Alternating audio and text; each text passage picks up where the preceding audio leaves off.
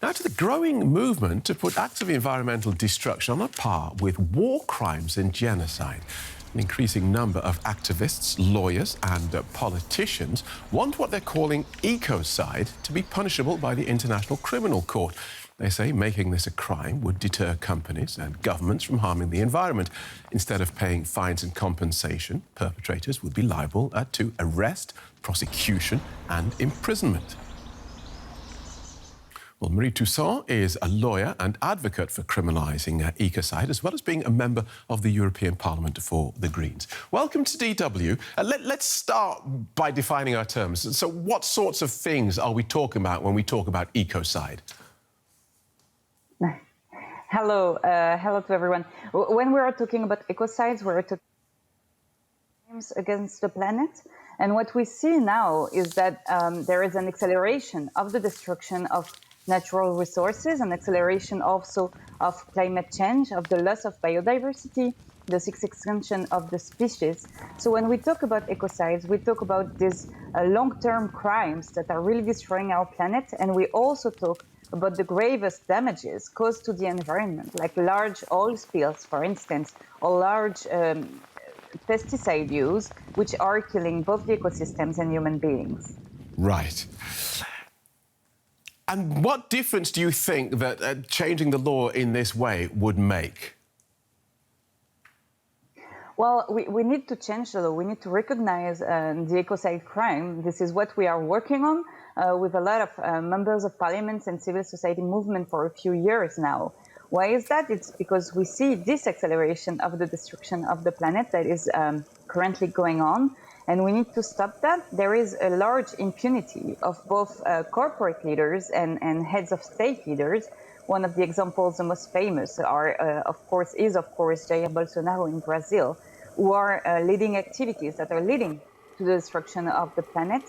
This is why we need urgently a new law to condemn those crimes in order to prevent them from happening. And this is real urgent if you want to save the planet. Oh, OK. So in the world that you envisage, if this law was passed and was on the ICC statute, then someone like, for example, Jair Bolsonaro would be able to be taken in front of the ICC and charged with ecocide. That's the sort of thing that you're looking for. Well, yes, but you know, the first thing about defining ecocide as an international crime is to have the means to prevent those crimes from happening. So when you condemn a crime like damages, grave damages to the planet and the environment, then you also give yourself and the international community the means to prevent it, to prevent this from happening. So this would be the world which we envisage. Very briefly then, the planet's biggest polluters, the United States and China, are not signatories to the ICC. So you would only be catching the little people rather than the big polluters.